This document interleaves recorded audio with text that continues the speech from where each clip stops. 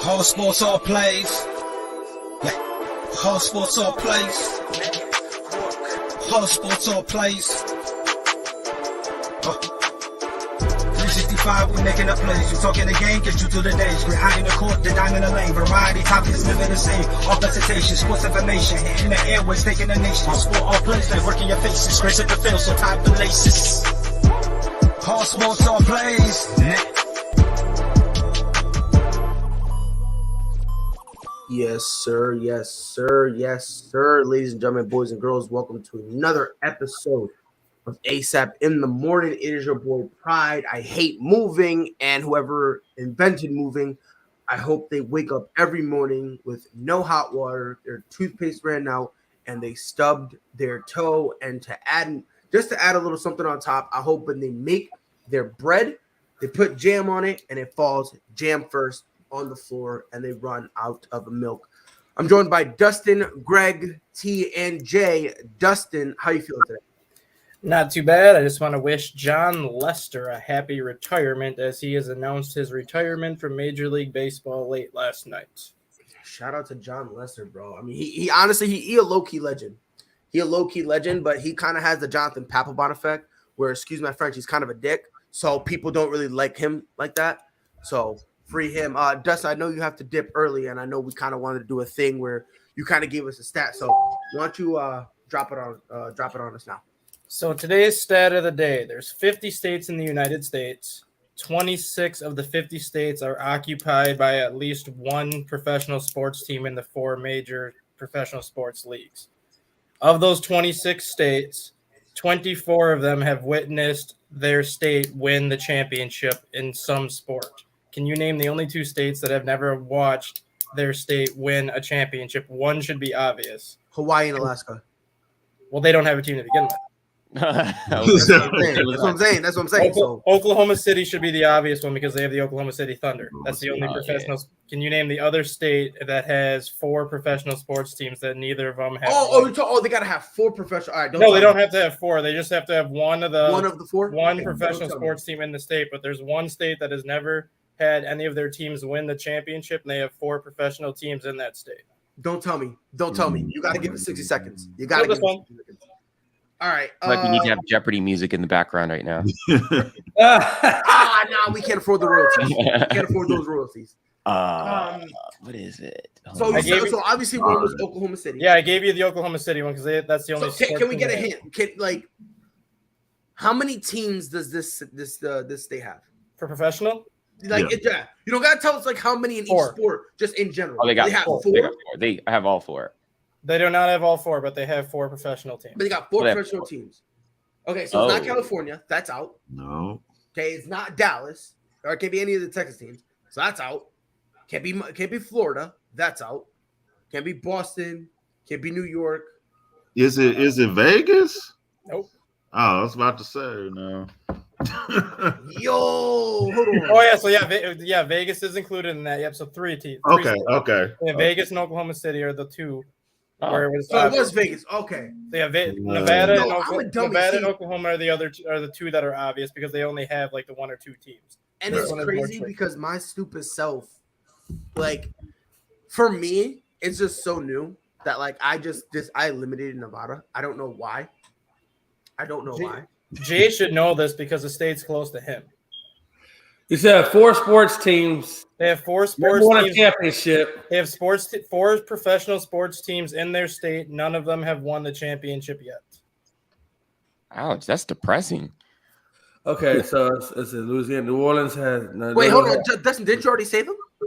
Nope, I forgot about Nevada. So no. So there's another one. Okay. I thought it was over. No. Okay. That's what I thought too. We're back in, guys. We're back in. All Okay. Right, hold on. All right. By the way, Ron, welcome. So Vegas Dustin has three. Yeah. So Dustin just gave us a little fact, right? We're trying to kind of guess it. So there are basically three states that has at least one team in one of the four major sports categories, and they've never won a championship.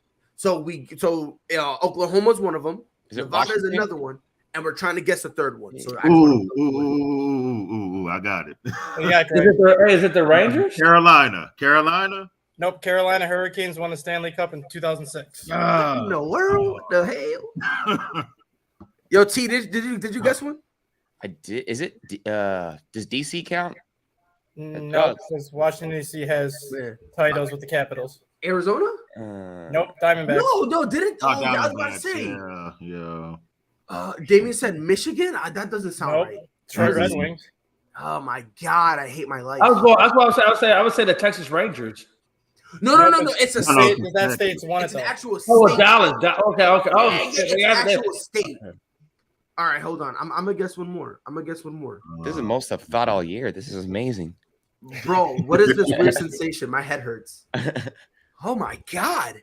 I never felt so stupid before. And I know the way Dustin is smiling, the answer's staring dead at us, bro. Yeah, it's at us. Because you're all in the same area. Now it's just Anthony Price. It's not Ohio because It's gotta be Oklahoma. No, he already said Oklahoma. Oklahoma and Nevada Vegas too. I gave you because they only have the 2 teams in the one. Yeah, team. so oh my God. I feel so dumb. Wow. I don't know. I'm tapping out. Well, he said it's next to Texas, so it's got to be in Louisiana. New Mexico. Nope. It's close to Texas, just not in that direction. What the hell you mean not in that direction? You're confused the best out of me. Listen, this is not Dumbledore. I don't know these muggle games that you're playing. You guys give up? Someone pass me a map. I need a map. You guys give up? Nope. I'm no, cheating. hold on. Map of the Give us 30 seconds here. 30 seconds. Does Arkansas have any teams? Images. Nope. Right here. So you said it wasn't Texas, right? Wasn't Texas, and it's not to the west of Texas. Don't left or right, man. I don't know good compasses. If you're looking at Texas, it would be to your right. Missouri. That's straight. No, Chiefs and Royals. Wait, Pride, are you using a map right now? I essentially did not use a map. Are we allowed to use a map? I'm cheating. Use the map if you want. I'm cheating. Winner on cost. Cheat code over here. Okay. I'm up here looking at it now. No, it's not Wisconsin. It's not Pittsburgh. Utah. Nope. Real Salt Lake has a MLS championship in 2000. Oregon. It's to the right. It got to be Oregon. Colorado. Nope. Or Portland Timbers got one in Oregon. Denver Broncos got one in Colorado. He said it was to the right of Texas. So how would it be? I said if you're looking at Texas like Pride is, it would be to his right. So that would be to the east of Texas. Oh, yeah. Tennessee. You're going the wrong direction. There you go, Tanny. Tennessee. Wow. Tennessee, okay. Memphis Grizzlies, Tennessee Titans, Nashville Predators, and Nashville FC Soccer. Neither one. And Nashville came close, though. Nashville came close to getting one. They were in it. That one. They got to the Stanley Cup final, but they never won it. Do I give a speech now or do I hold off? You can hold off. You're gonna hold off because it's gonna go to. It's gonna end up turning into how Miami Heat is phenomenal. So Plus, you read my speech. Okay, all right. Yeah, I did 100%. Wow, Tennessee. Wow, that literally hurt my brain and killed 8 minutes. Yeah, well, yeah, good. Yeah. I wish it would kill 15. My head hurt. Greg, how you feeling today? I feel good. Pride. It's good to be on. I'm ready. I'm ready for this weekend. Yes, sir. Ron, how you feeling? I'm ready for the weekend too. Listen, Ron's still recovering from bomb at the airport. He ain't fully back. He ain't fully there yet. Oh my God, yo, T, I don't know if you were here, bro. Wait, what happened? Oh man, he was slandering DeMar DeRozan and the Bulls. Now, mind you, I'm not a Bulls fan, so I loved it because it was hot. It was spicy. What did DeMar do to you? I think they heard me because they went out last night, won by 50 points. So, man, you ever seen an episode of Cheaters how they swarm in on that person? Everybody was swarming in on Ron, like he had just eaten it or something. And T, I was loving it because he had Dustin saying stuff, bro. He almost had Dustin hyped up, and I was like, oh, I was loving it. I was like, go ahead, Ron. I was like, pop off, kid. T, how you feeling today? Honestly, too good, man. Ready for this playoff run. 4 games, and we should have that title. Wow. Yeah, I said it. You know what? Live your life. No, they won't. Be great. We all know that. We all know this for a fact. Kansas City won't win it. So Jay McLovin, how you feeling today, bro? I'm just ready for Dallas to show all of you mofos who the real deal is, man. I'm ready to end the drought of hell that's been going on since like in my early 20s. It's kind of time funny to get back some respect. it's kind of funny because Dak Prescott, it's actually it's amazing just how much he can predict the future, right? He has this commercial, I think it's a Tempur-Pedic bed, because he knows he's going to be home. You feel me? And it's so crazy how he had this sixth sense and be able to be like, hey, guys, look, this is where I'm going to be in the playoffs because, I'm not about that life. But again, supposedly, according to other people, Dak Prescott's a top 5 quarterback. Homie can't even count to 5. What are we doing here? In Texas? So top 5 in Texas? I mean, whoever said he's not even a top 5 quarterback on his own team.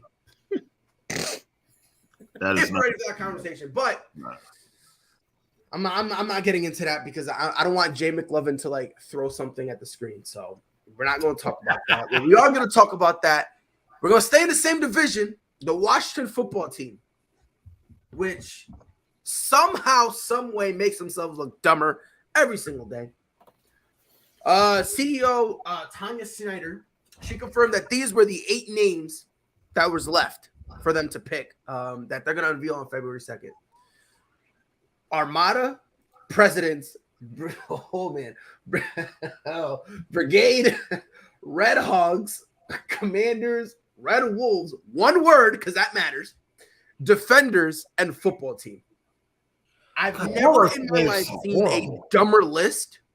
Can you repeat that one more time? I was looking for a good one, just paying attention, but I didn't catch one. No. The best one is the last one, football team with no change. Somehow they're getting worse. So I'm going to read them again. These are the 8 legitimate final candidates for their new name.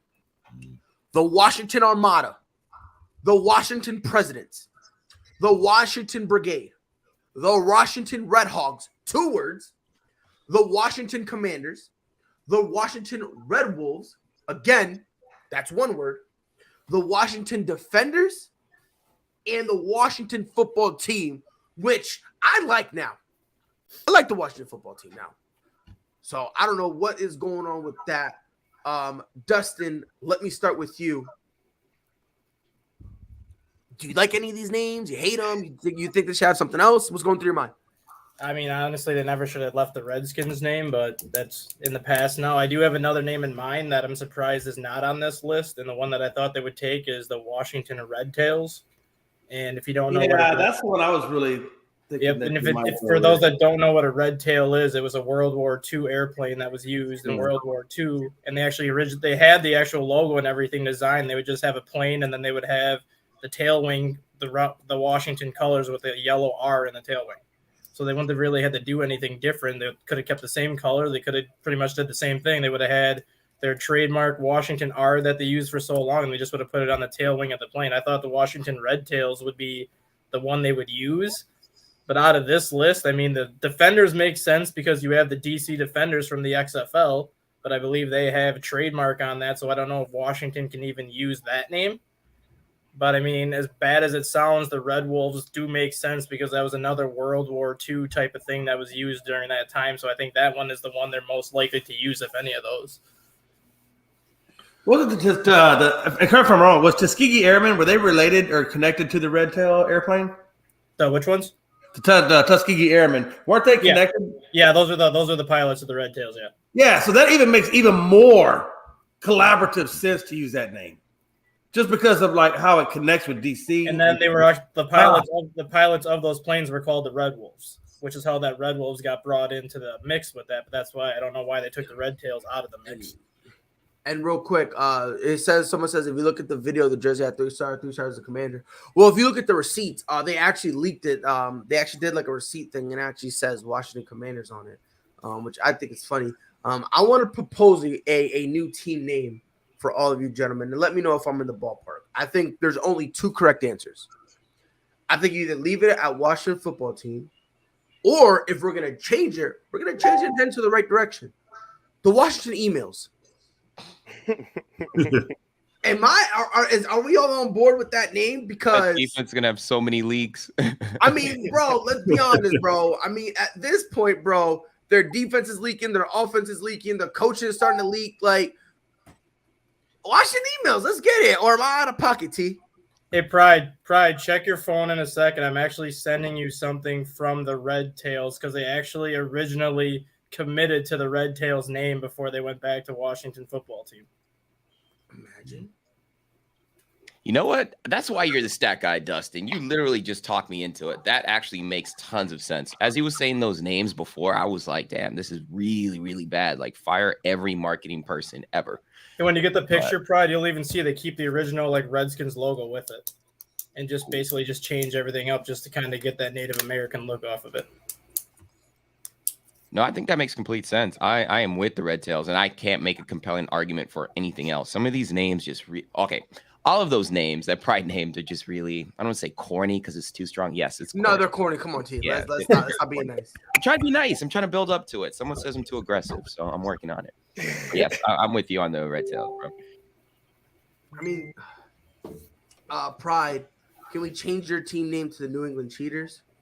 You know what? That's fine. That's fine. Matter of fact, if you want to go that route, the New England Lombardi trophies. How many you got? Yeah, you feel me? You got Taylor Heine. Who? I got mac and cheese, homie. Come on. I got McCorkle. You feel me? Your guy's named after a girl. My guy has a name for himself. How many McCorkles you know? I know about 18 Taylors. I dated one. You don't know a McCorkle? I'm telling you this right now. When Mac Jones retires, we are going to have a brand new award, right? And we're going to name it the McCorkle Award. And it's just going to be it's going to be not subpar. It's going to be exemplary play on and off the field. And it's going to be more valuable than the MVP award. I don't care what anyone says. Ron, has Dustin convinced you? Is Red Tails the move, or are you kind of like, let's just burn the Washington football team, the entire organization, to the ground? Yeah. Burn it to the ground. The names are cool. Washington Presidents. That one was just, I almost threw up in my mouth. I mean, that was the baseball team name in the 20s and 30s. So I mean, it's not something they haven't used before. But it's, wow. We all make mistakes, though. We all make mistakes. Washington Red Tails is an extremely cool name. So much backstory to it, but I don't even know if the Washington football team deserves it. But it sounds like this is what they're going to go with, especially if they were already considering it. Look, man, I'm just here for the emails. That's what, bro. I'm just here for the emails. I'm not kidding, bro. I'm here for the emails because we've been waiting for so long. And like, think about it, bro. Imagine, right? All of a sudden, John Gruden gets fired. Now Sean Taylor's jersey wants to be retired, right? All that dies down. The Raiders still succeeding. And it's like, oh my God, they're succeeding in spite of what happened with John Gruden. Hold on. Washington football team. Oh, by the way, we're going to change our name. Like, isn't it weird how they're waiting until right before the Super Bowl? It's almost as if they're trying to protect themselves in case the Raiders make it. Because if they make it, then they'll talk about John Gruden, which kind of leads back to the emails. I don't know, man. All I'm saying, bro, I don't care about the name. I don't care about it at all. You can call yourselves the Washingtons for all I care, brother. I want the emails. That's all I'm here for, bro. Jay, this is a division rival. This is a team that be shivering the Cowboys' timbers. Red Tails, is that the name to go with, or? Yeah, hey, listen, when it comes to Washington irrelevance is what I'd probably prefer. But the Washington irrelevance. Oh, I like it. I think we got a winner. I'm saying, bro, we got a winner. I'm just saying, listen, they have been relevant since like back in the day when Doug Williams was coaching. Was quarterback. So, man, I really think if you're gonna give them a name, if they have to have an actual name, I like the one. I like the Red Tails just because I think it has more history. Look, DC is all about history, man. You can't go 20 blocks without running all kinds of just World War II monuments, and I mean it's just ridiculous. So why would you not connect that city with something of relevance? And let's be honest, DC has a very large African American population. So why would you not get their buy-in and tie it to something that has significance? Like the Red Tails. there, which is related to the Tuskegee Airmen. Why would you not correlate all of that in and get all of the buy-in? I mean, it's ridiculous. That's what I would. It just makes absolute sense. And almost too much sense for Washington. If we're gonna be honest, I was about, damn, T, you stole my mind. But nah, bro, it makes way too much sense. It really does, yo. It makes way too much sense for them. Like, and Greg, maybe we're all looking at this wrong.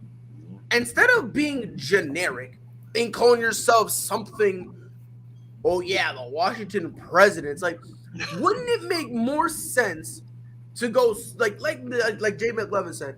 On your history, you guys have a lot of history with World War I. Why not just dive into that? So, I mean, the Red Tails, I still prefer, Washington relevance. I mean, that's like, if I can, I'm writing a notarized letter. But Greg, what name are you thinking of?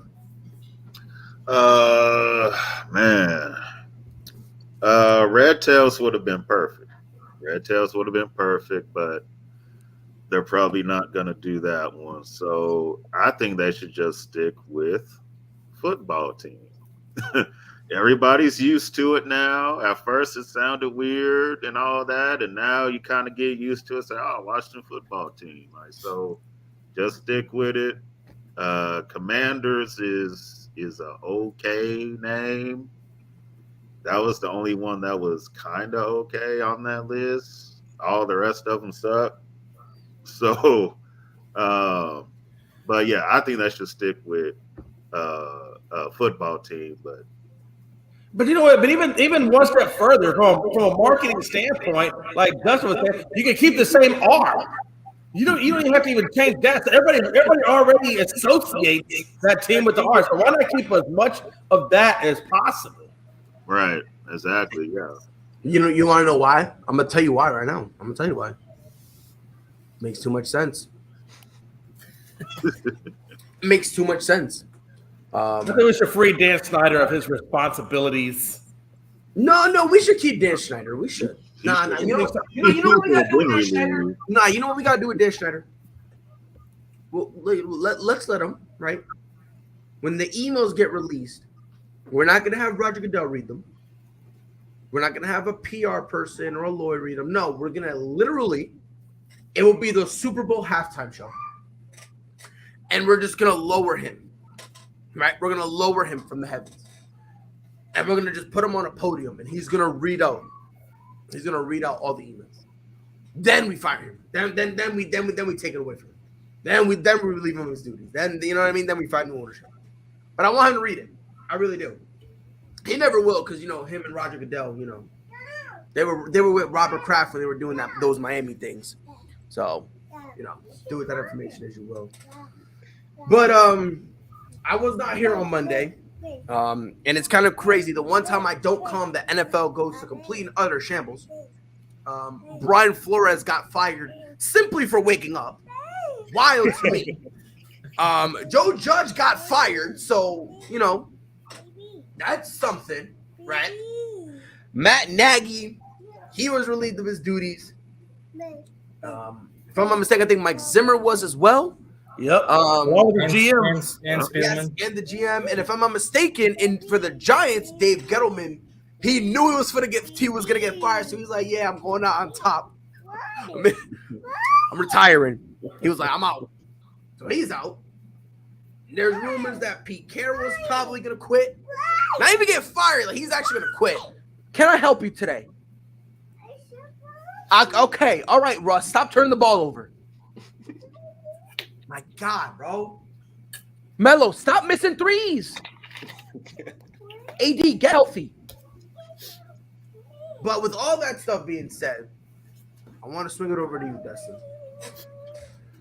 Which do you think is the best NFL head coaching job, and which do you think is the worst? In terms of the best, I would say Minnesota and Miami, because those are the two teams that are pretty much in position to contend right away with a new head coach.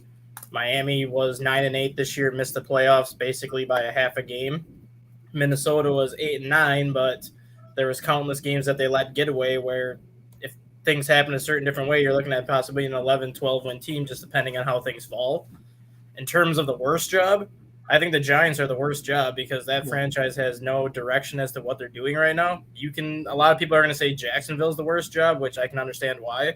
But Jacksonville at least has salary cap space next year where they can do a lot of things to improve that organization. The Giants have cap space, but not that much. They have a question at quarterback. They have a running back who can't stay healthy.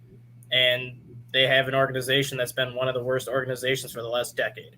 That's going to be a job where if you bring in a head coach, you better make sure that you can bring in the head coach that has thick skin, because whoever goes into that job is going to struggle just as much as Joe Judge, just as much as everybody else that's been there the last decade for at least a couple years. That's an interesting way to look at it. Craig, do you agree with Dustin? Do you think there's one better? Do you think there's one worse? Or do you think he hit it on the head?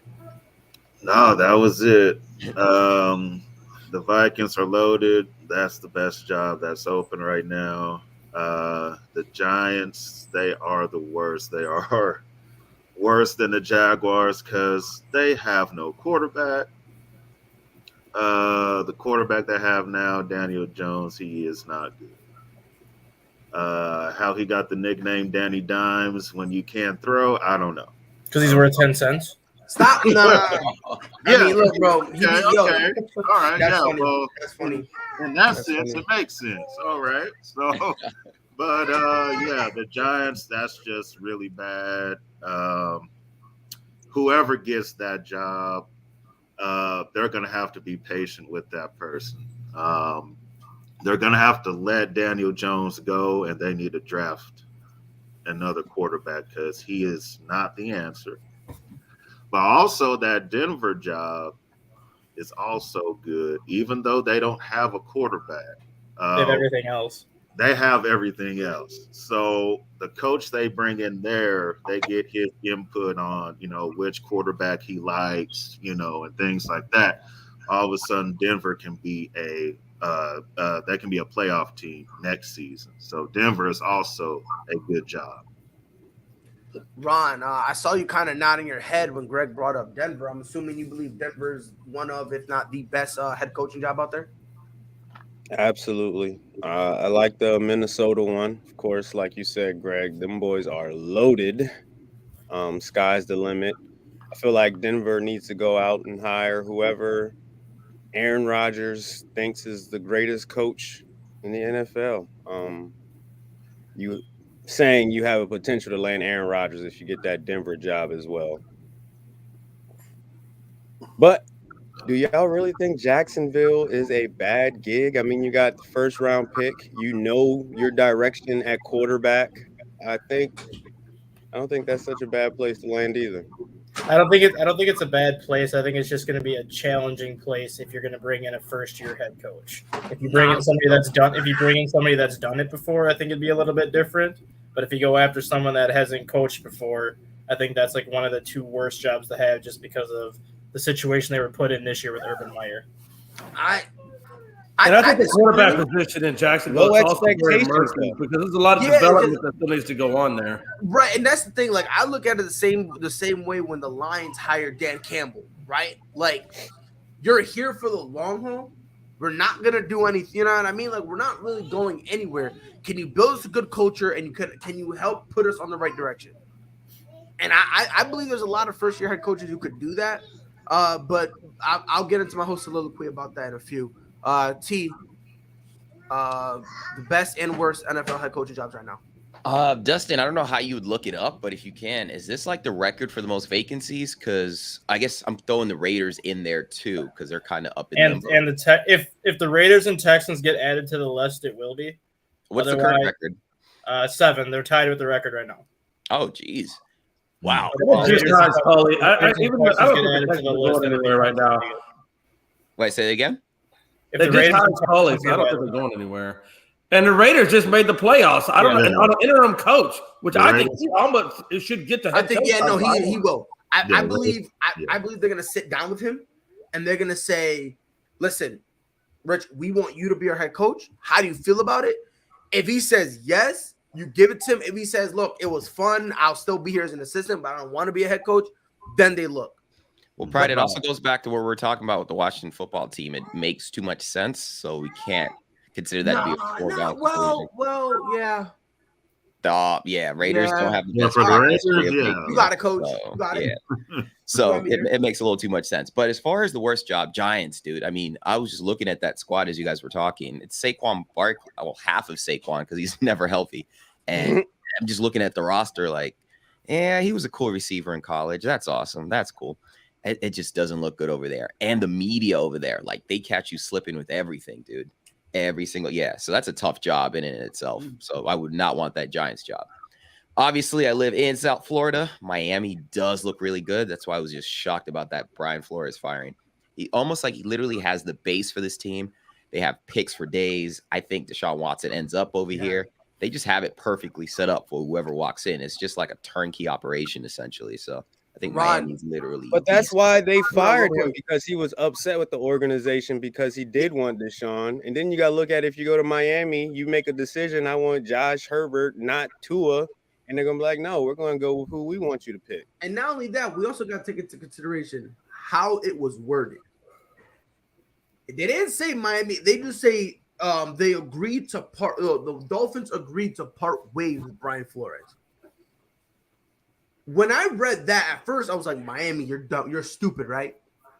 But not even like a few minutes after that, I think it was Zimmer who got fired. A few minutes after that.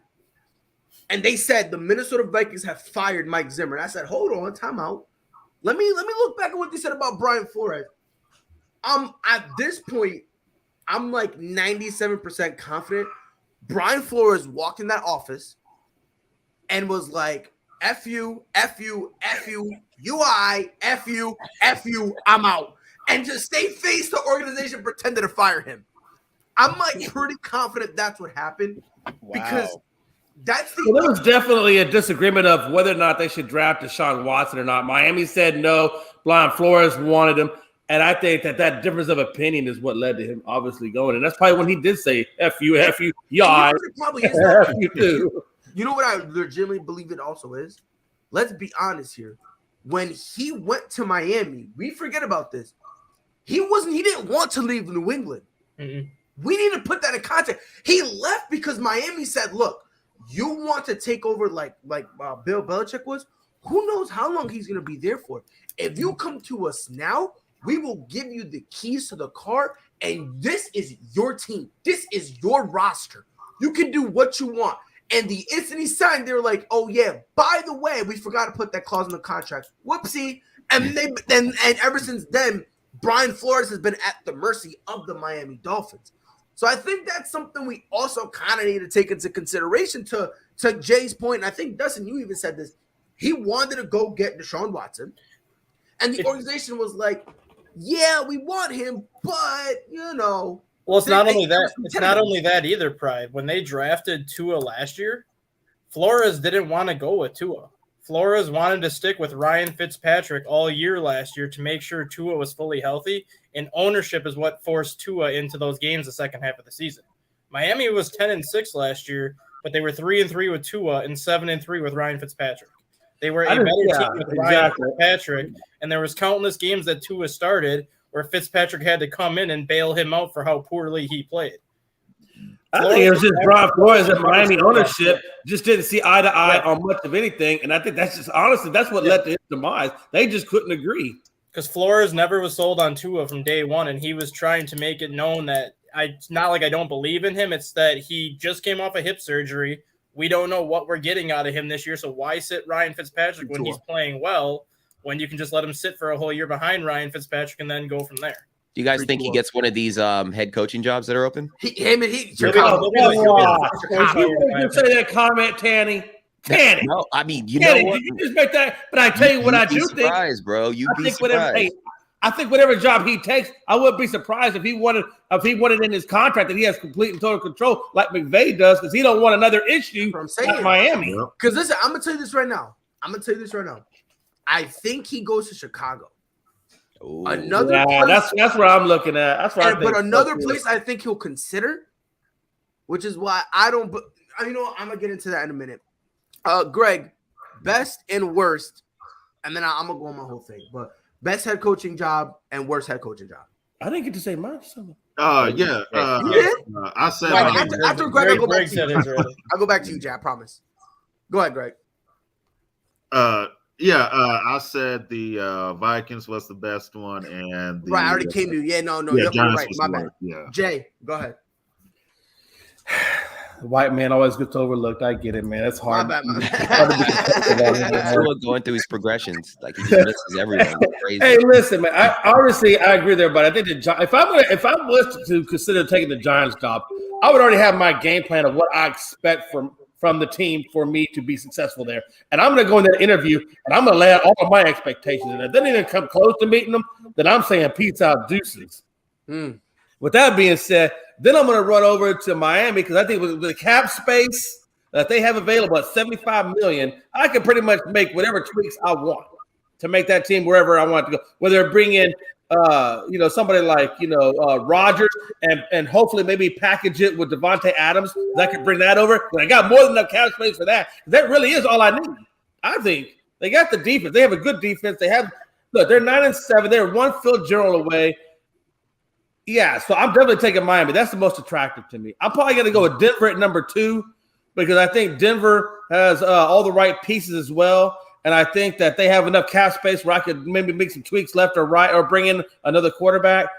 And then I'm probably going to wrap it up with Minnesota at the end because I think that they are, like you said, ready. But if I wanted to make some tweaks, they may not have enough cap space to tweak on the defense as much as I want. So I think I'm going to put it in that order: Miami, Denver, and then Minnesota at the end. If Miami pulled that off with Aaron Rodgers and Devontae Adams, automatic title favorites. Oh, absolutely. No and the scary is they have the capital to do it.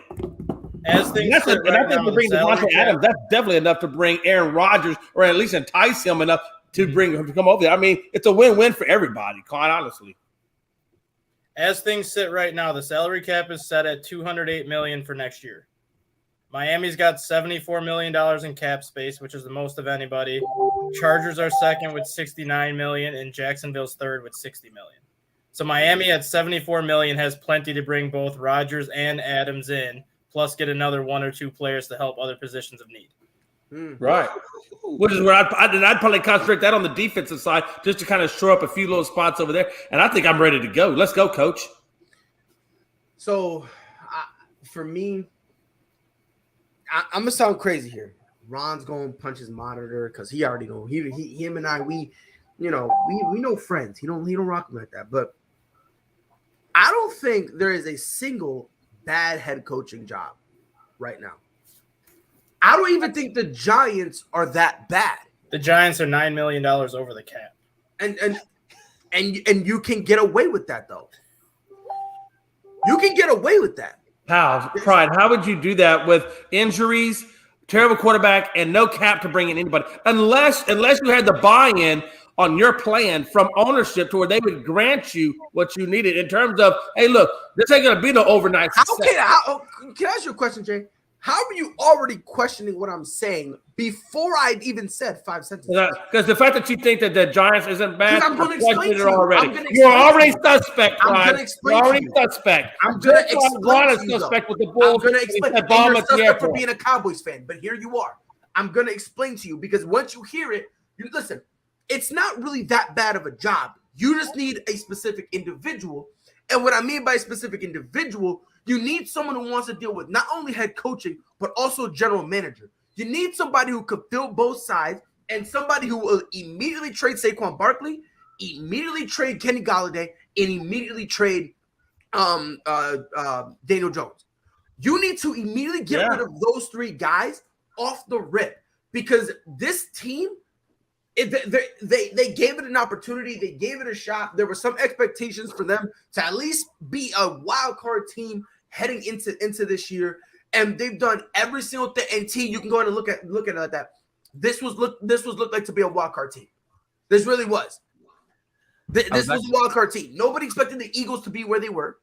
Let's be honest here, because when everyone was looking at this division, Philly was always 4th, always. And the Phillies are where the Giants were supposed to be. A wild card team who, okay, they made it. They got something to build off. Congratulations. The problem with the Giants was that they never wanted to make the right moves.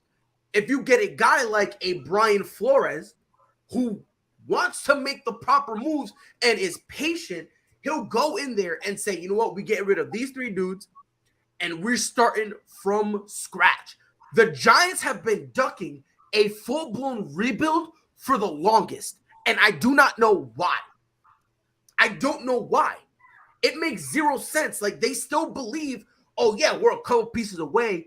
Like, bro, like, you're not a couple pieces away.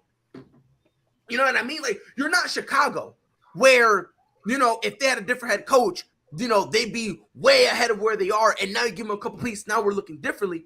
That's not really what it is.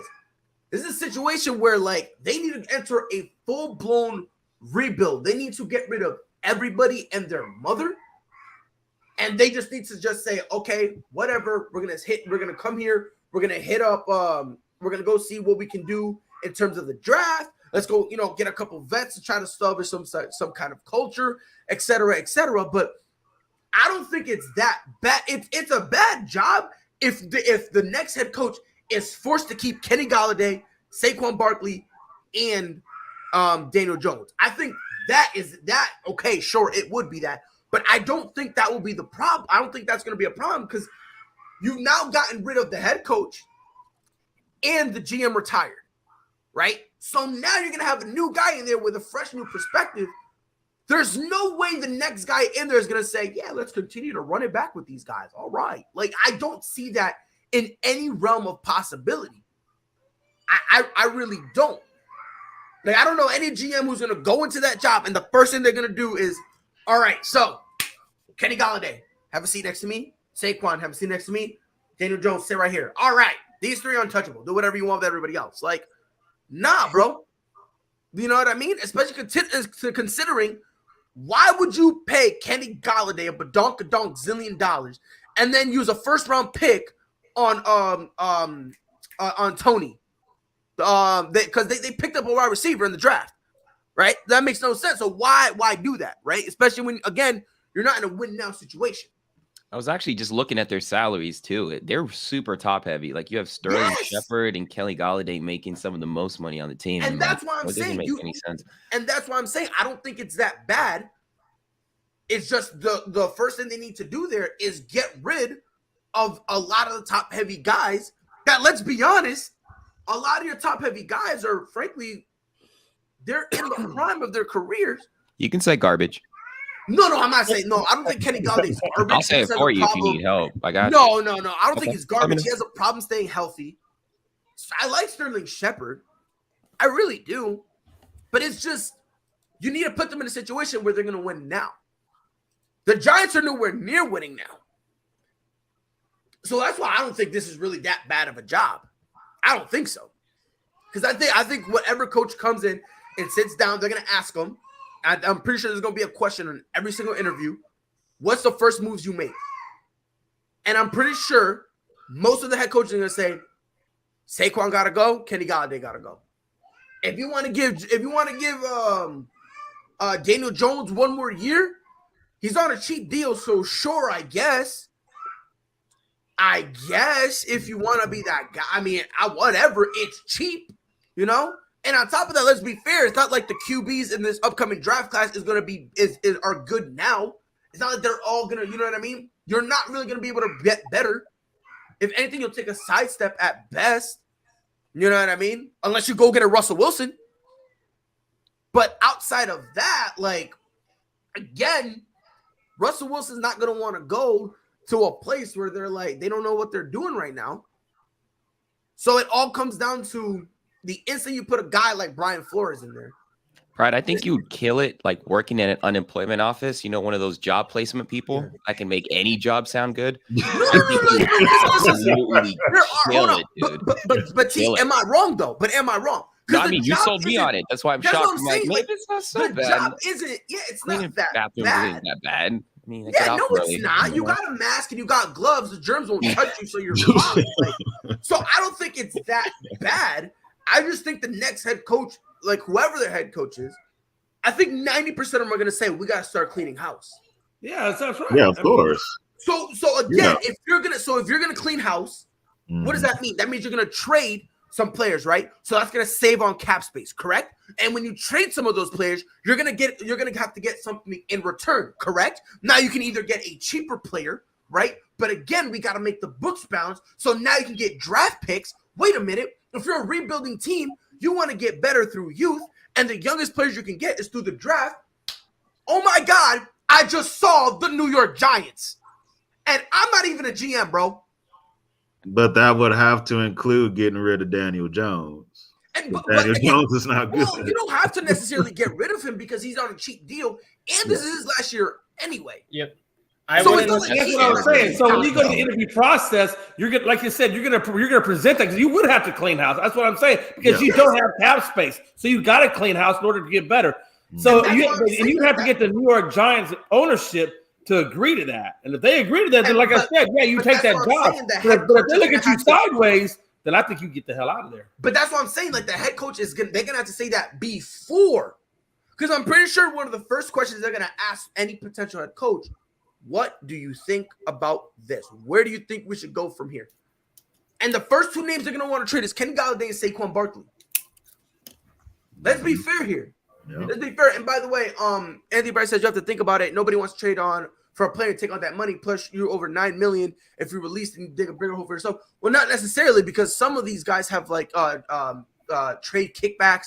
You can make some deals with the team where when you trade them, they're willing to take on some of that price. Let's be fair here. If an injured Christian McCaffrey, if someone's still willing to take on his contract, let's be fair here. If they're still willing to take on an injured Saquon, let's be fair here. I think that's just how I'm looking at it. And again, if like let's say you're playing a guy at $10 million a year, right? And let's say you go and because again, you don't got to clear out your cap space. You don't got to clear it out immensely. It's not like we're clearing it out so next year you can go get Aaron Rodgers. So next year you can go trade for Deshaun Watson and give him a mega deal. No, you need to clear it now. So that way when you do need it in 4 or 5 years from now while you're rebuilding, you now have those funds. Now you have everything, and now you're set. You already did a full-blown rebuild. By the time you're ready to start doing something, a lot of the guys that you had are now gone. You have a new face, you have a new culture, you have a new establishment. Everything now runs differently from how you did 5 years ago. So now we got the cap space, we got the game plan, we got the coaching, and we got the support from the office. Now, boom, we hit the ground running. Is this a team that you're going to take overnight? No, this isn't a team that you're going to flip overnight. This is a team that's going to take time. And you're gonna go through your bumps, but I don't think it's bad at all. I don't think so. In the background, I'm watching this show where they're flipping houses, like really torn up houses. Like, how fitting is this conversation right now? That's crazy. But again, you gotta hope that rebuild works too. That you don't run into any kind of snags or snafus in the rebuild process.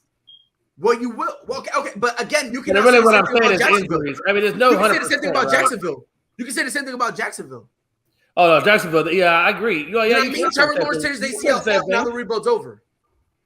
Right. You know what I mean? So that's kind of why I'm looking at it. Like, at this point, just lose. The Giants are good at losing. Like, let's be fair. You're good at losing. You might as well lose for cheap.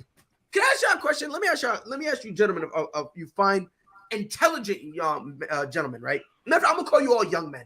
I'm gonna call all you guys young, educated gentlemen. Let's say T, don't go like that. You're referring that to me. Okay, no, I'm there with you. Let me ask you a question. You guys own a business, right?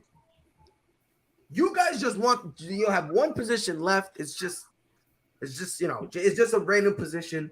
You just want it filled. That's it, right? You hire me, right? I'm okay. I'm all right. On a scale of 1 to 10, I'm about a 6. You know what I mean? I'm solid, There's better, but there's also worse. You can do the job. Are you going to start me at 20 an hour? Or are you going to say, look, man, I like you, bro. I'll give you 13 and let's see where we go from here. So you're going to start low, right? Yeah, of course. Yeah, yeah. And that's what I'm talking about. The Giants. You're paying these dudes, and you know they're solid, but you're paying them how much money for what? And again, they're solid when they can perform. I like Saquon. Homeboy can't. Come on, son. He got all those muscle on his thighs for what? For what? Come on, bro. My guy got Hulk thighs. And yeah, he's got the fragility of freaking Bruce Banner, bro. Like, what are we doing here, son? Bruce Banner gets a paper cut and all of a sudden he can't turn to the Hulk. What are we doing here? You got Kenny Galladay, who when they imported him, all of a sudden, homeboy talking about, I'm hurt. I can't play. I can't do it. Can you play? Yeah, let me step. My neck, my back. Like, he looking like me after I flipped my car 15 times. And y'all paying them these top dollars for what? For what? You guys are horrible. Your O-line is dog water. Your defensive line, at best, you got James Bradbury. And then after that, who? They play with no emotion. Every time they give up a touchdown, they're like, "Bro, you can score a field goal in the first quarter," and the Giants are like, "Well, there went the game. We tried so hard." You gotta just clean house. That's what I'm saying. I don't think this is a bad job. I don't think so. I don't think it's that bad of a job because, like I said, now that they gotten rid of the GM, that's the opening you need. So now they're willing to listen to an experienced head coach. They're willing to listen to somebody like Brian Flores. If Brian Flores goes in there right now and says, "All right, look, here's what we're going to do. We're getting rid of Galladay. We might keep Daniel Jones. Let me talk to him. Let me see how I feel about him. We're going to get rid of Saquon. Evan Ingram, we're going to cut him. We're going to trade James Bradbury. We are going to be losers. We're going to look like the Cleveland Browns. What was it? 25th? 2021? No. When they went 0-16. It's before Baker. Yeah, they went over. Did they go over or was it Detroit? Did they both go over? No. Cleveland went over. They went over. Recent? Yeah, it was right before they got Baker. If I'm not mistaken, they went over and then they went 1-16 or 1-15. Damn, Baker made me forget. Yeah. I completely forgot the Browns. You're right. That was what's his name, coach, and I forget his name. Yeah. So Yeah. like that's what the Giants should be doing. For the next 3 years, they should get the first round pick. Or the number one overall pick. For the next 3 years straight, they need to get the number one overall pick. They should just trust the process. No. Because, and the difference is because what we're doing in New York, right? You're going to get those guys, and then you're actually going to respect them and keep them. Okay? You're not going to have one of your best guys fumble the bag, have 8 turnovers, and then look at completely pathetic defensively. We're not going to have another guy miss 2 crucial free throws. We're not going to, you know what I mean? We're not going to bash our dude for no reason whatsoever. You know what I mean? So we need to do a full rebuild. So let me ask y'all a question. Have I convinced you that the New York Giants job, now again, hear me. I'm not saying it's the best. I'm not making that argument. I'm not saying it's the best.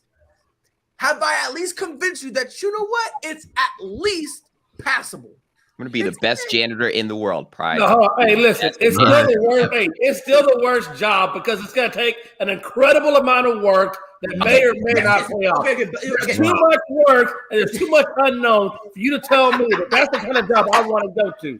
No, but listen, you're saying it's the worst compared to the other jobs, which again, I agree with you there. I'm just talking about in and of itself and by the way, you know what else is a headache? The Jacksonville Jaguars. That's also a headache, yet nobody wants to talk about that and still think it's a top job. I don't think there's quite as much work, though, to do with the Jacksonville Jaguars as there is to do with the Giants because you have cap space, you have lots to work with. Jags have? There's way more to work with in Jacksonville than there is. You know what? Let me tell you something. Let me put it like this. You got more No, stop. Let me put it like this. I go to a car dealership. Stop this. I go to a car dealership. I got a brand new car. It's not working out quite so well. So the Jags are a brand new car. Time out. But I just bought the car. So I'm completely upside down. And you're going to tell me you're going to try to take it to a dealership and trade that car in, they're going to let you think you're crazy because it's the worst damn thing ever. It's the worst damn thing ever. And you cannot get up from underneath that damn thing until you pay it off. Let me ask you a question. That's how the Giants' job is. It's the worst job ever. Brand new car. It's the worst job. They're a leased car. It's been leased. Listen. Is the Giants' job worse than the Jags? Yes, it is. I'm not saying that. The Giants' job is the worst job, period. Hold on. The job in and of itself is not a bad job. It's not a bad job in and of itself. If the Giants kept Dave Gettleman, it's horrible. It's bad. Don't get it twisted. It's bad. They fired. No, he retired, but I'm going to say fired because he knew he was gone. A mutual retirement. Yes. Dave Gettleman is gone, and he was the reason that they were banging their heads into the wall and bleeding, and then literally go to the hospital saying, look, doc, I was banging my head on the wall. I got this nasty gash, and I'm bleeding. I got a pounding headache, but I don't know why. Like, Dave Gettleman was that problem. He's gone. Does that not mean anything? You're right, but the Giants' progress is still on layaway until they can move the pieces. And your progress is on layaway. Your progress is stunted until you can clear up the cap space. Until you clear up cap space, all you can work with is what you have and what you can get to the draft. You don't need cap space if you're a loser. Taking that Giants job sounds like every 90s troubled school student situation every movie in the 90s. I'm like, oh. No, listen, like for all the cap space talk, you only need cap space if you have a future, right? Now, the Giants don't have a future because the two guys who are supposed to be leading them into the future are now gone, right? So now you just said it, Pride. You just made your own argument. Listen, if they don't have a future because of those issues, how could that ever be the best job available, or not be the worst job available? Jay, it is absolutely the worst job available. Let me ask you a question. Let me ask you a question. How does it feel to run headfirst into the point and still miss it? The reason is you tell me because you're the one who ran into it. The reason why the Giants not having a future is great is because as the head coach, you dictate and control the future. When you go in there, it is now, I don't have to battle with somebody. I don't have to go to somebody every single week and convince them. No, it is my job to pave the road and lead us into the future. That is my job. And most head coaches, when they go into an interview, they have not a full-blown plan, but they have the rough outline of a plan. So if a team asks them, what would be your first move? This would be my first move. A, B, and C. These would be my first moves. And then this is my overall goal. I want to lead us. It's going to take a few years, but I want to get into the playoffs. And after that, build from there, right? Yeah, and the variable there is it only turns out to be a good job if you get the buy-in of ownership and the new GM that comes in to replace Gettleman. If you, and like I said at the beginning, if you get the ownership's buy-in on your plan, and if you get the GM buy-in on your plan, then yeah, it turns out to be good because now you have something to work with. But if you don't get their buy-in or you don't get it in writing, and ownership or GM management starts to change their position midway through, so you're telling me that they're going to. So you're going to tell me the GM is going to leave and they're still going to do the same thing. I'm saying you have to get the buy-in on that plan. If you get the buy-in, then you know you're in a good spot because you can do what you need to do. Buy-in because they fired the GM who was making the plans the entire time. No shit, guy. No shit, guy. We're past that. I'm saying when they bring in the new GM, because you're going to bring in the new GM before they hire the coach. So if you and the new GM are on the same plan, then you should be good. I don't think so. If I'm the Giants, the first person I'm calling is Brian Flores. Maybe Doug Peterson. Maybe to Pride's point, though, the Giants' job comes with the least amount of pressure. Because they are the furthest team of all the openings from contending. Every other job opening, you're either going to be expected to contend right away, like Miami and Minnesota, and Denver. I think 2 years. I think those are like the three. Miami, Denver, Minnesota. I think are going to be like the three jobs where they expect you to contend the soonest. Bears and Jacksonville are going to be kind of in that line right after that, where Jacksonville has cap space and they expected to do better this year with Meyer than they did. Same thing with the Bears. They know they have the pieces in place to do well. They just need that right voice to kind of nudge them forward. Versus the Giants, you take that Giants job, no one's going to expect anything out of you for 3 to 4 years. And like Pride said, you get a GM and you get a new head coach. Now you have 3 or 4 years to put your plan in place to make the direction you want to take that team.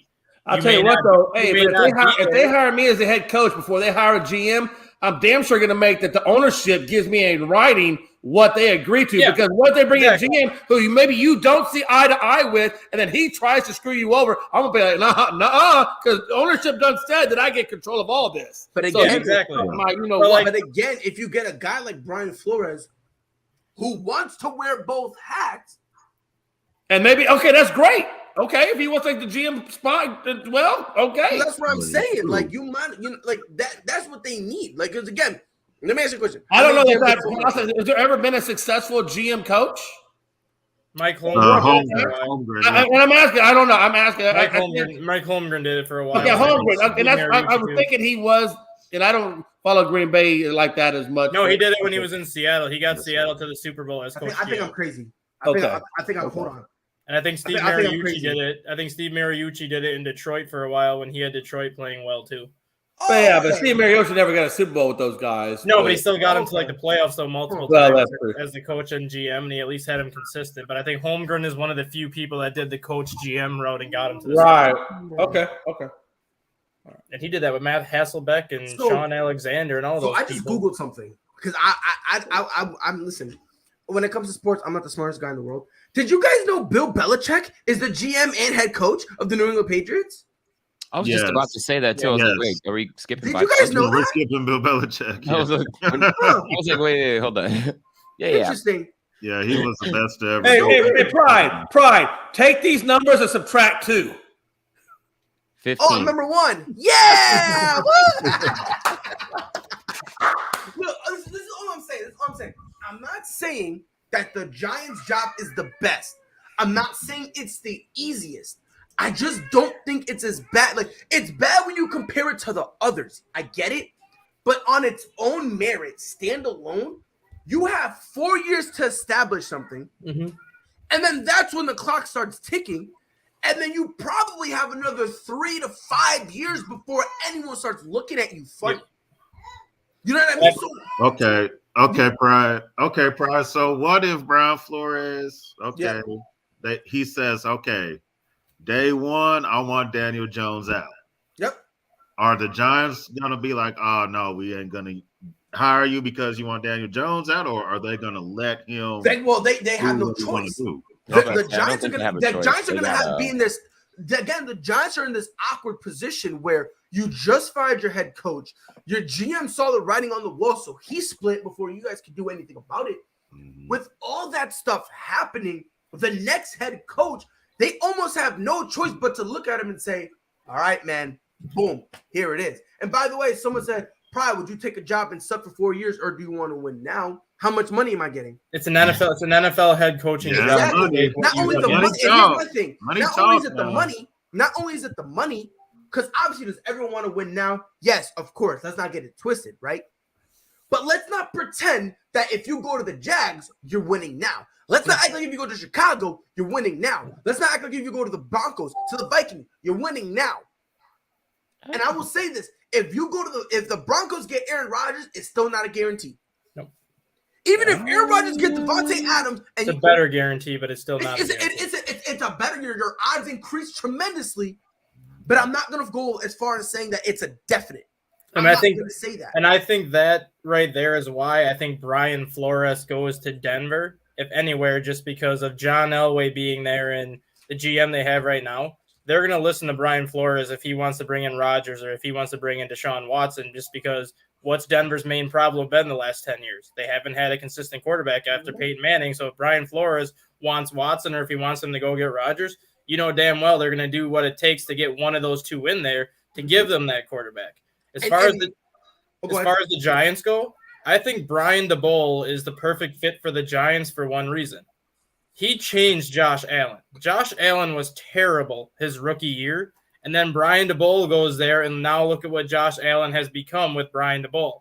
Give Brian DeBole 1 year to work with Daniel Jones, and see if he can figure something out with Daniel Jones. I'm not expecting Daniel Jones to be Josh Allen 2.0, but Daniel Jones plays very similar to Josh Allen. He can run, and he can make throws if he has, like, weapons around him. I think Brian DeBull, with 1 year of Daniel Jones, can at least unlock some of that potential to maybe get the Giants to think, well, maybe we still have something in Daniel Jones now that we have Brian DeBull, who actually knows what he's doing, to kind of nudge Daniel Jones forward and be like, hey, I'm here. I worked with Josh Allen. Josh Allen went through the same struggles you went through. Granted, it wasn't a 3-year struggle, but Joe Judge wasn't going to help him, and Jason Garrett wasn't going to help him.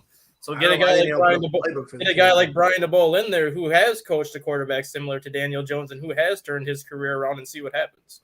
And by the way, real quick, any team can turn it around quickly. Super Bowl, no. Competitive, yes. So as in Jacksonville turned it around. Chicago hasn't turned it around. Give me another team that hasn't turned it around yet. The Dolphins haven't turned it around yet.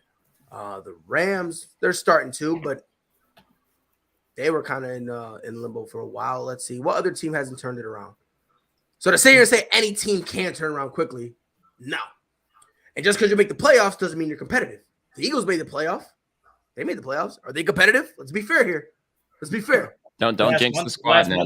Don't jinx this. Don't jinx this. Let's wait till Sunday to say that. T, come on now. I don't want to. Everyone's saying the Bucks. I'm getting nervous. I'm like, I don't like this much attention right now. No, I don't like those things like, oh yeah, any team could turn it around. All right, so then how come there are certain teams that are legitimate contenders, and every other team who makes moves are a playoff team at best?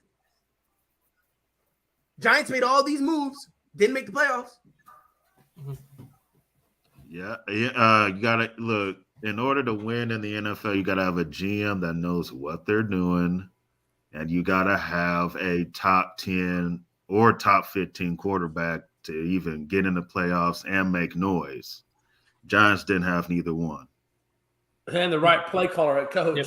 And the Giants plan to interview Buffalo Bills assistant GM this week, which is kind of why I brought Brian DeBull into the equation, because if the Bills assistant GM gets that Giants job, then Brian DeBull's getting that job. Let's just be exactly, fair. And that's kind of why I brought that's just a super highway. That's why I tied in the Josh Allen thing, because we've seen how much Josh Allen has improved in a couple of years under Brian DeBull. I'm just curious to see what he can do with Daniel Jones, considering how they have a similar skill set. Just he's not going to be able to do much though. Because think about it, it's only one more year. This is his last year of his contract, and after that. But he's got the 5th-year player option, though. If you get something out of him next year and all of a sudden the Giants go like 7-10, but Daniel Jones looks dramatically better, they're going to give him that 5th-year option to see if they can build off of that. I think they would. And if they don't, then that at least gives DeBull a chance to draft a quarterback and sit him 1 year behind Daniel Jones and then go from there. The good thing about Daniel Jones is it's cheap. Mm-hmm. I think he's getting paid like $3 million this year, and then next year if they pick up that 5th-year option, it goes to like 5.5. Yeah, which like is still 5. Yeah, it's bad. Basically, each year each year is under $6 million each year. So again, and Greg, I know you're not the biggest fan of Daniel Jones, but let's be fair here. There's probably not a better option out there. You know what I mean? Obviously, you got Aaron Rodgers out there, you got Russ out there, but outside of that. You know what I mean? For all we know, Aaron Rodgers, because Aaron Rodgers made it known, I'm willing to stay in Green Bay if they give me that 3 to 5 year deal. Yeah. You know what I mean? He made that known. Maybe Russ pulls a Damian Lillard and wants to be loyal, and then he don't want to go. You know what I mean? So now you're kind of stuck in this awkward position where it's like, gotta wait for Deshaun Watson stuff to get situated first. And then obviously when that gets figured out, a lot of people believe that Miami Dolphins are the front runner. So now the 4th best available quarterback is who? Ben Roethlisberger, because if he wants to play next year? No. So it's like that's your next best guy. It's like if I'm the Giants, I'm not winning now. Right. All right. Yeah. So it's like I might as well keep Daniel Jones just for him to kind of be that, bridge guy, like Dustin said. Maybe I'll be able to go get, another quarterback out there. Maybe I'll be able to trade for somebody. Maybe something happens where, Tua becomes available and we'll get him and see if we can build with him. Or, you know what I mean? It's like a whole bunch of stuff, but I don't know, man. I don't think this Giants I don't think the Giants job is as bad as people think it is. And people fail to forget the Giants were 4-6 at one point this year. they actually were not in a bad position. And then Daniel Jones got hurt, and after that, it was all downhill after that. The Giants were playing fairly well the middle part of the season when they were 4-6. And Daniel Jones actually started to look like a legitimate quarterback at that point, which is why they won 3 of 4 games during that stretch. But then once he hurt his neck and they had to go with Jake Fromm and Mike Glennon and all these other people, you knew the season was over at that point. And even if Daniel Jones came back, they weren't going to start him anyways because they lost 7 of 8. Right. So they were kind of screwed anyway. So, Yeah. Again, I'm not saying it's the Chicago Bears' job. I'm not saying it's Jacksonville. I'm not saying any of that. All I'm saying, the job is not as bad as it seems. It's really not. And it's New York. You're gonna get paid. Well, and you're in a huge market, so it's gonna be the center of attention. So yeah, it's not a bad gig in terms of that. It's just a bad gig in terms of where they are compared to where it's gonna be work. Let's just be fair here. It's gonna be work. And it's gonna be a lot of work, right? Like, let's just get that out the way. This isn't a job like a Pete Carroll will come and take. And that's why I don't see Flores going there, because he had to go through so much work in Miami. The reason why I think Flores might go there was because with all that work in Miami, sure, but we got to take into consideration, like we said earlier, Dustin, Miami, they promised him, they sold him on a bill of fake goods, bro. Like, they told him you were going to be that guy. If he goes to the Giants and the Giants give him the opportunity, maybe we'll see how it goes. I just don't think he wants to go through all that work again. I think he wants to go to somewhere where maybe. I think he wouldn't mind. I don't think he would mind. Well, I mean, for all we know, that could. Maybe you're right, Dustin. It is possible that he's like, look, man, I did all this stuff for Miami. That's why going to like Denver or something where he'd only have to really do work for 1 year and then kind of have everything situated after that. I don't think he wants to go through a lengthy, let's rebuild this team for the next 3 years and then see where I'm at after that. Right. So, question for you, Jay. Since the Cowboys are over $14 million in cap space, who do you think is leaving? Do you think anyone leaves? Like, where do you think Dallas is going with their cap space situation? I don't know that Jerry Jones is really going to break up or lose any key pieces. If he loses anything, he's going to get rid of the, maybe some of the minor type players. But I think all your main guys are going to stay. I think he may look at possibly letting go of Gallup. If anybody goes, I think Gallup goes because of that. Number one, he tore his ACL, and I really don't know how much impact that. He's got, quite a few options at wide receiver. So I think Gallup can be kind of indispensable if they need to clear up that kind of cap space. I would go with Gallup possibly. By the way, I'm gonna get hate for this. I think Lionel Messi is the best. I think Ronaldo's right behind him. I like Neymar, but I don't top 5. I don't have him there. I have him in the top 10. I do. I like Robert. I never in my life knew how to pronounce his last name. Which one, Robert Lewandowski? Yes. I like Robert for me, and people get mad at me for saying this. I think he's the 3rd best player on the planet. People usually put Neymar 3rd. I put Neymar 4th or 5th on that list. Really? I got him outside. I think Messi is the best overall player on that list. I think Ronaldo's the best scorer on that list. Yes. And I'm there with you. And then Zlatan Ibrahimovic is just the best for a marketing standpoint. Yeah, look what happened when he came to the MLS. The moment he got to LA, ratings went through the roof because everyone wanted to watch Zlatan play. And that's kind of what. And again, when he would come out and talk too, like, we also got to take that consideration. When he was talking, and it wasn't just like the humble. Like, if you ever listen to Zlatan speak in any way, shape, or form, he's confident. He's got such a deep monotone voice; it's scary. Oh my god! And that he says all that in that monotone voice, and he's confident, almost to the point of cockiness. Almost, it is. He straddles that line so close and so fine. But I'm with you. Overall, I love it. And when it comes to energy, I put Neymar up there because I like him. And for me, the way I look at Robert, he is kind of the same thing as Messi, where like all around I like him. Yeah. But he's not gonna be known as a goal scorer. He's just gonna be like that all around player that can do everything for you, which is what you need. Like, right, and exactly that's why I'm saying. That's why I look at him like a Messi, where the way I look at him, he's a nice all around player, but he's not the best. That's Messi. And again, when it comes to scoring the ball, Ronaldo has done things that makes That should be impossible. And he just does it so effortlessly. It's kind of funny that you bring those two up too, because Ronaldo's linked to joining Inter Miami with David Beckham next year in the MLS, and then Messi's also linked to LAFC to come to the MLS because Ibrahimovic did it, and a lot of these other European stars did it because they know, just for like a rating standpoint and money side of things, Ronaldo or Messi is going to end up in the MLS in the next couple of years. It's just a matter of, do they both come? Do one of them come? And if one of them land here, everybody else is going to follow. It's going to open up the floodgates. Let's be honest here. And that's exactly kind of why they hope one of them goes to Miami, because David Beckham is part owner there. Beckham was the thing. And David Beckham was the first one from like the European side of things that actually came here, established himself here. And now since he's done it, is when now you're starting to see the cycle where all these good European players are like, let me just go to the United States for a couple of years. Yeah, Landon Donovan is also coming out saying good words, saying how like, hey, the European field's different, but here in the States, man, it's still nice. So it'll be very interesting to see where they go from here. And Ronaldo does have a house in Miami, so it does make sense that he would join Inter Miami with Beckham over there. That's why I think of all of them. I think Ronaldo's the more likely to go. Because I think he'll go to try to prove. Because as much as he doesn't want a minute, he wants to prove he's better than Messi. Let's be fair here. Oh, I know. You know what I mean? It's kind of the same thing like Kevin Durant and for the LeBron James. Kevin Durant wants to prove he's better. He wants to prove it, right? So Ronaldo's gonna go to a place where has Messi never been. Oh, he's never been. I already got a house out there. Let me go here and then let me dominate. Because let's be fair here. I love MLS. You put Messi there, bro. He's scoring 30, 40 goals a year. Yeah, and honestly, that would be a down year. Let that sink in. 30 to 40 goals a year is a down year for Ronaldo. And oh my God, it'll be crazy. It'll be wild. By the way, Anthony Price, I really want to hear everybody's input in this Eagles versus Tampa game. Sounds like a trap game.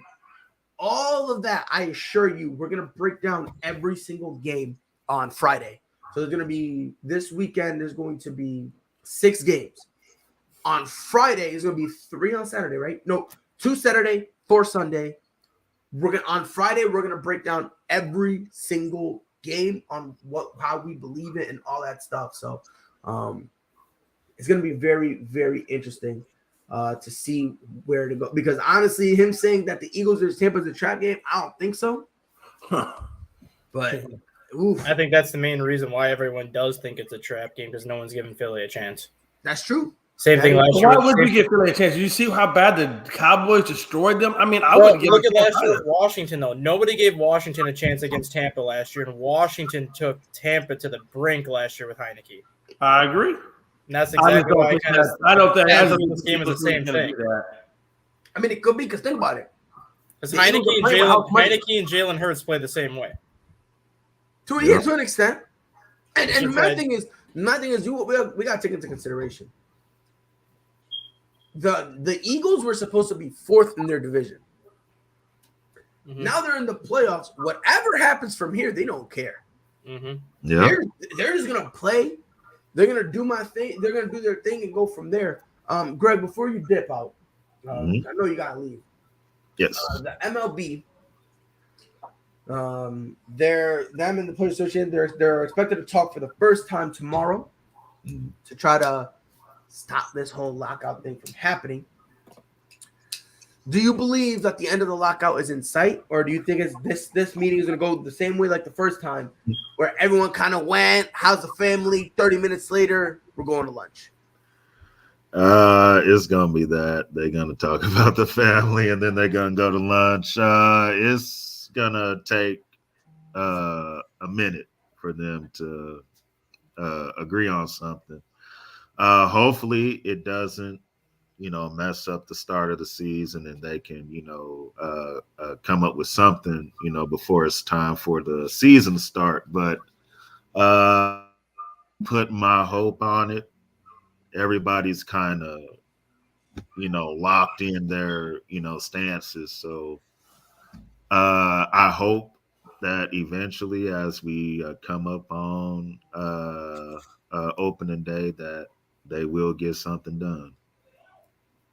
It's gonna be very interesting. I got breaking news to report. Real quick. Greg, I know you got a dip, so obviously, feel free. Go ahead. Thank you for being here, Greg. Oh yes. You better be here tomorrow because if not, we will have a problem. I will definitely be back tomorrow. Yes, sir. All right, Greg, be safe, my guy. All right, y'all. All right. Dustin, you said you have breaking news? Talk to me. The Rams have just signed former All-Pro safety Eric Weddle to replace Jordan Fuller, and Eric Weddle is officially available to play in the postseason. Interesting. Interesting. So we're interested to see what happens with him. So, so the players and owners, Jay, today they're gonna have a bargaining session. They're supposed to be talking about the core economic issues that present the greatest challenge when it comes to negotiating a new collective bargaining agreement. Specifically, the league will be making a proposal that will at least obliquely address these matters. Long story short, the players are going to say, this is how we feel, and the league's going to say, shut up. This is what you're going to take, what you're going to get. And then they're all going to get mad, and they're all going to leave. Do you believe, Jay, that this lockout could potentially hamper the regular season for Major League Baseball? No, I don't think so. I think financially, no owners want to lose money. I don't think anybody wants to lose money. I think it does affect, though. I think it affects training camps. I think if anything, I think it may linger into the training camp, but I don't think it goes into the regular season. And we have a pause. A very awkward pause. Pride. My bad. I heard my kids in the background. My thing with this lockout, man, and again, Jay, maybe I'm bugging, right? Let me know if I'm wrong. I just feel like nobody, I don't want to say that nobody really cares, but it's just more along the lines of every single time they come to talk, right? It's always, look, let's give you the bare minimum to shut you up. And then it's like, it always ends where, okay, they solved it, but they only solved it for now. Basically, they put a Band-Aid on a wound that needs stitches. And eventually, the blood is going to get on the Band-Aid, it's going to take off all the adhesive, and eventually the Band-Aid is going to fall off, and then you got to address it again. So maybe it's just me, don't you think this should be the time? Because again, it started in December 2nd, right?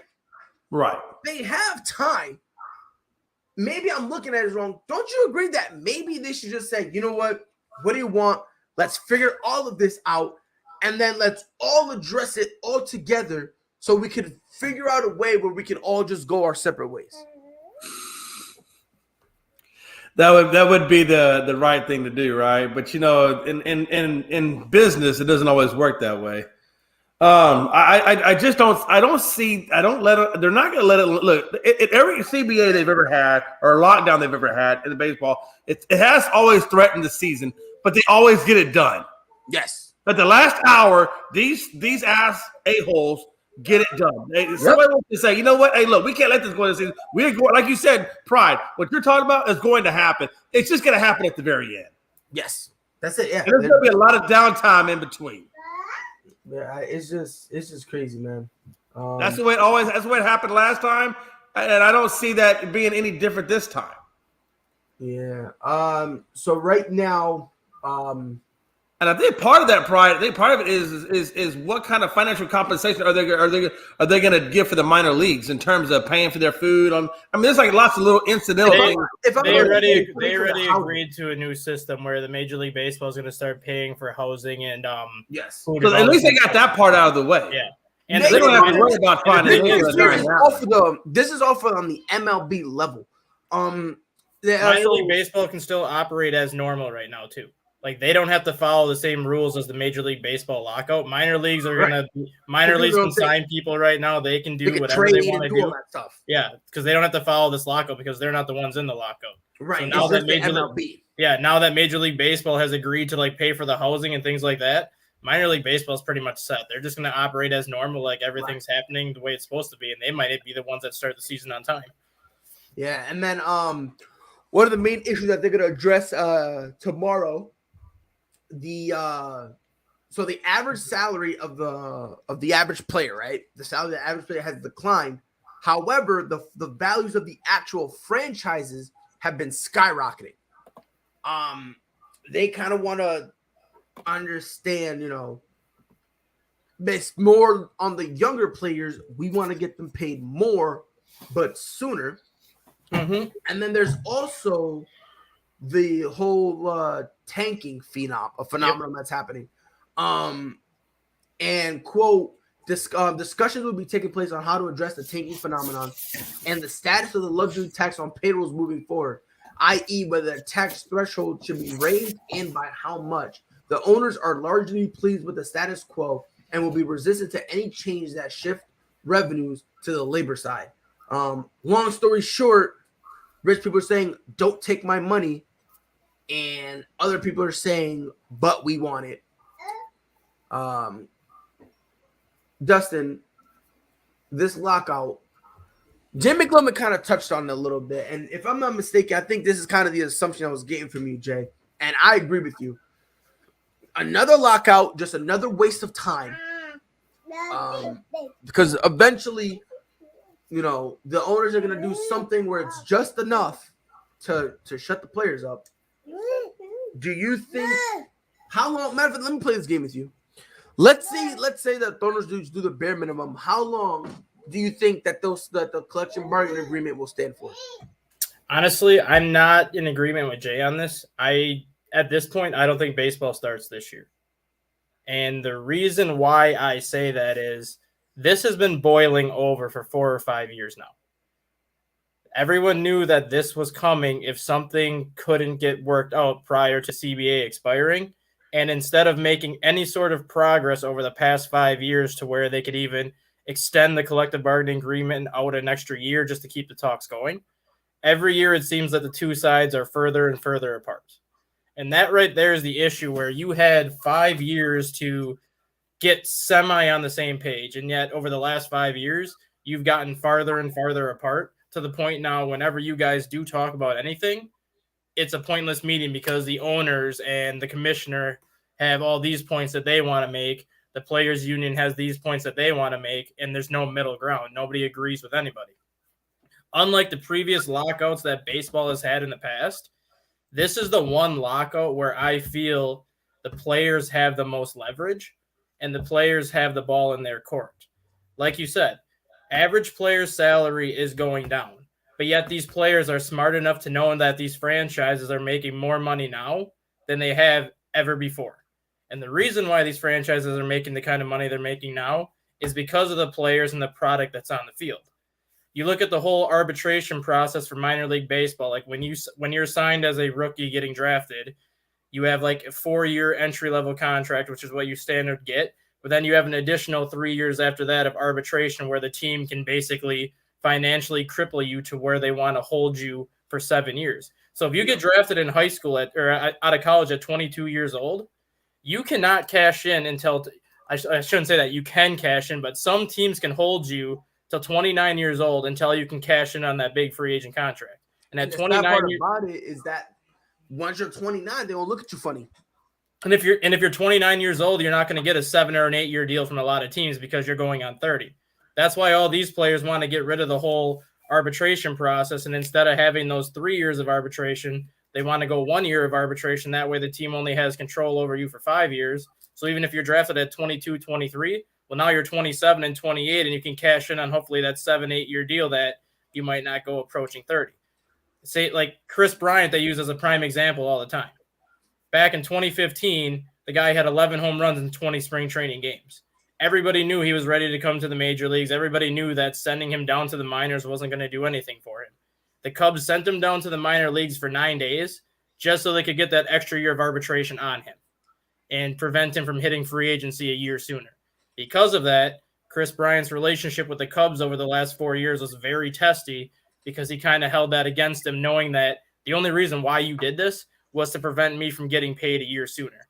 And now they traded him away. They were never able to reach any sort of long-term discussions because Scott Boras really didn't want to talk to him. Yes, what the Cubs did was standard business practice because every team's going to do it. But that's part of the reason why the players want this whole arbitration process to go away, because it's affecting them too. When you have a guy that is not going to, even need to go to the minor leagues anymore, there's no point to send them there to get that extra year of control. Yeah. And that's the thing. That's the thing about the lockout. Like you said, Dustin. And I said this to Jay. This is like every single time, we've had the threat of a lockout, it always kind of stops right before, because eventually the owners and players eventually just come to a little half-baked agreement where it's like you got a nasty cut on your leg. This is an analogy I told Jay McLevin. You got a nasty cut on your leg, right? And it's bleeding, right? You put a Band-Aid on it when you need stitches, right? You only put on it just enough, and eventually there's too much blood. The blood gets everywhere. Band-Aid comes off, and now you're screwed. So it's gonna be interesting. I'm gonna keep my eye on this. I want to know where they go from here. If they make no type of advancements in the right direction, if there's no all right, let's meet on this middle ground or anything like that, if they come out of this meeting the same way they came in, then I'm with you, Dustin. I wholeheartedly believe that this thing is never gonna. It's gonna stop. It's gonna potentially impact the season somehow. Well, the other thing to keep an eye on too is baseball is the only sport where every contract is guaranteed. Yes, everything you sign is 100% guaranteed money, which I credit them for doing that. They play 162 games; they deserve it. The owners are trying to get rid of the guaranteed contracts. Yes. Do you honestly think any baseball player is going to go for that? No. That's exactly why I don't see the season starting this year, because that's the one big thing the owners are trying to push right now. They're basically saying, if you want to get rid of this extra year of arbitration, we'll give it to you, but then we want to get rid of the guaranteed contracts in exchange for it. There is not a single baseball player in the world that's going to get rid of that guaranteed contract. That's true. That's true. And we'll see how it goes from there. Because if that's the case, Mike Trout's not getting $360 million anymore. Carlos Correa is not getting $300 million anymore. All these players aren't getting $300 million anymore. They're going to be getting a 10-year, $300 million contract with $170 million guaranteed. Yes, $170 million is still a lot of money, but you're leaving $130 million on the table in case something happens. There's not a single player in the world that's going to go for that when this is how it's been in baseball for like 30 years. Mm-hmm. It's going to be crazy. It's going to be very interesting to see how all of this ends up working out. Moving on to the final topic of the day, the NBA and the MLB want to expand. I guess they want to expand so that way they can put more teams in the playoffs. Oh, man. By the way, Alabama lost. I just want to throw that out there. I want to piss somebody off. I have no team in college football, but I just find it funny. Because like all these Alabama fans are like, oh my God, I love hearing crickets. No roll tide, no but they're all. This is why I've always said when it comes to Alabama fans, I don't respect any of them, right? Because they love chirping and they lose, and now it's Georgia's time to chirp, and all of a sudden they're like, oh, win with be humble about it. And it's like when you guys beat them earlier, you guys would never shut up about it. Now y'all lost, and now y'all want them to be humble, like. And inevitably, they always have a laundry list of excuses for why things happen. Every time. Every damn time. Other than just taking the fact that you got your butts whooped. Yeah, just be like, you know what? It is what it is. We lost. But nah, bro. They got to make it was because of the injury. So let me get this straight. So you tell me if Georgia had an injury and y'all won, y'all wouldn't tell me to shut up about the injury? Come on, bro. I'm telling you, bro. Oh, yeah. It's always a laundry list. Bro, Alabama fans are just dumb as shit, bro. I mean that with all due disrespect, bro. All due disrespect, bro. Anthony Price says Cowboy fans the same way.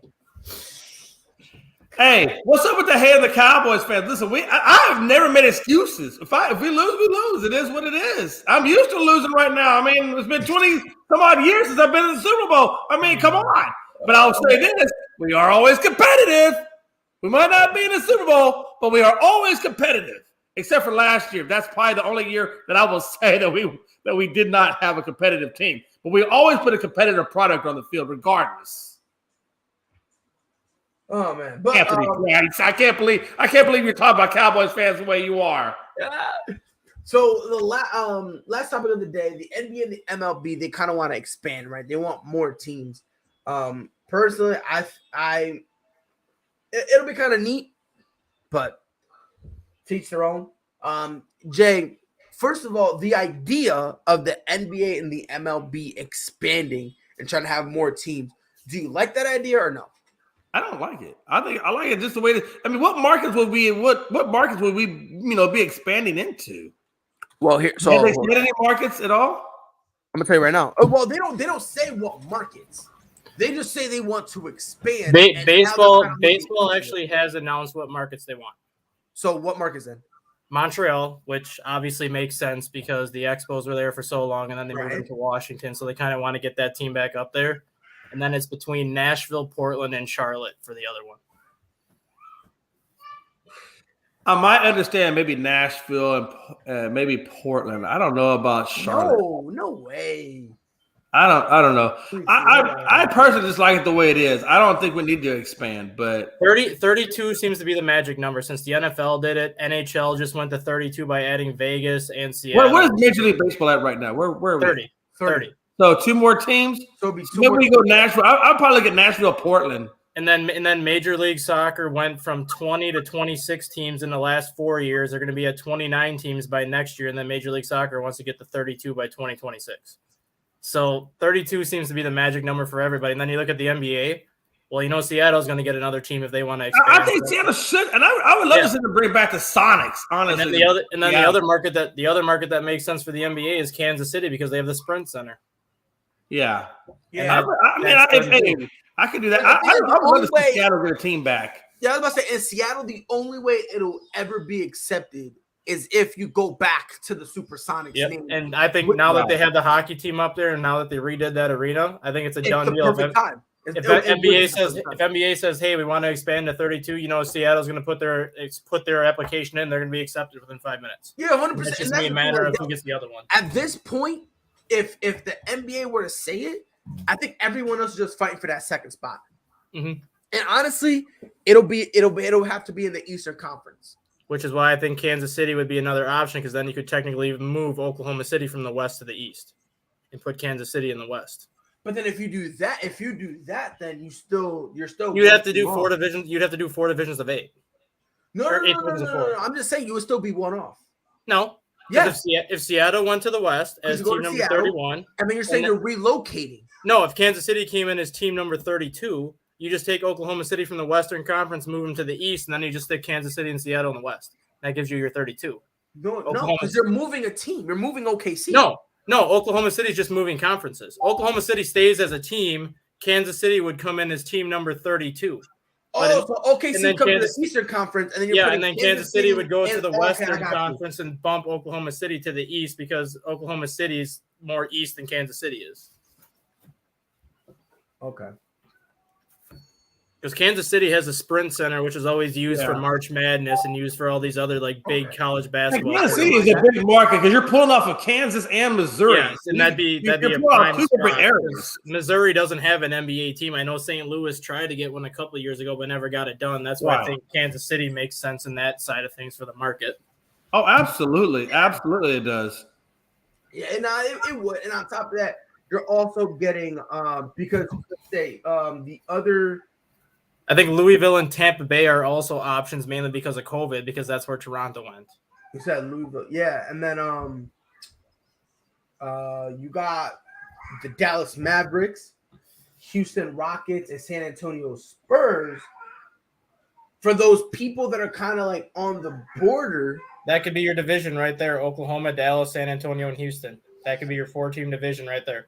Yeah, they're all right there, and you put them there, and then you can have Memphis, New Orleans.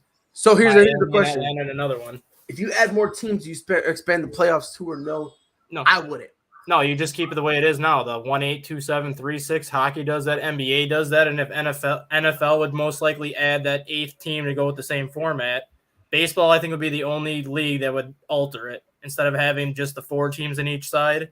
I think I could see them going to 7 or 8 if they added it to expand. Otherwise, you're having 24 teams miss the playoffs and only 8 get in. I think baseball extends it a little bit. Just if they're going to add more teams, they're going to have to. No, I would because you're going to have 4 divisions on each side, so you're automatically going to have 4 division winners. Right now, you have the 3 division winners. I would leave it to say nah. Again, I'm not, and this is just me with the playoffs. It's the playoffs. You got to earn it. This ain't a no, but what I'm saying is for baseball though, you'd have your 4 division winners, which would automatically get in.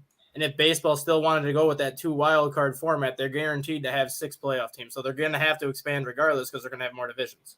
Nah, figure it out. I hate divisions. Never liked them. I think I never liked them, bro. I hated them, bro, because it's like, I don't care what division you're in. What's your record? That's just how I always looked at it. I mean, look, if do I want them to expand? Frankly, whether or not they expand, I don't really care, to be honest. But we'll see how it goes. Because again, it's gonna be interesting regardless. I believe, like I said, don't touch the playoffs. We got a question here. Why is it that all these leagues expand, but the NFL, they just want to move teams around instead of expanded? Well, the NFL is at 32, and 32 for the NFL is the sweet spot. That's kind of where they're looking at it, where this is enough where, we got enough teams. The playoffs are still kind of exciting. It's a sweet spot. So now that they saw that, everyone else is now trying to catch up to the 32. That's really kind of the difference between the NFL and everyone else. Since they already found that sweet spot in 32 and it's working for them, now all the other teams kind of want to do that. It's gonna be interesting. I'm interested to hear where the NBA wants to expand. I really want to. I want to hear that. I think that would be very. Yeah, absolutely. I think where they expand to, would be interesting. Like I said, I like Portland and I like Nashville. I think those are 2 pretty good sized markets that deserve it. I don't like Montreal because they left Montreal to come down to DC. Why didn't they just stay in Montreal if that's the case? I mean, and here's my thing. With going back to Montreal. If they want to, sure, but they're close. They're about to close that border because of the whole COVID thing. So it's like, if you add one team now, the conferences are going to be a little off balance, so it'll be awkward for a while. So either A, they go and say, you know what, we'll just wait to do this, or B, they do a thing where they're like, you know what, it is what it is. We'll try to figure something out. Because what I would do, I would have the 2 teams in the States, and then after the whole entire COVID thing dies down, if they still want to go to Montreal, see who's going to relocate. Right. That's why I would do. That way the conferences are even. You're not shutting the door completely on going back to Montreal. And if you do go back to Montreal, depending on what team wants to move, you might have a relatively decent team up there. Because when you first start a team, every team in the league kind of has a few teams where they kind of just, you're not allowed to touch them. And you're kind of just, picking off the runt. So, the run of the pile. So, it'll be interesting at the end of the day. I just hope they don't mess this one up, Jay. I just really don't. Hey, there's no guarantees in this, man. You know that. Right. Yeah, so that's kind of what I'm worried. But that's enough for us. It's been ASAP in the morning. Jay, you got any final words for the people?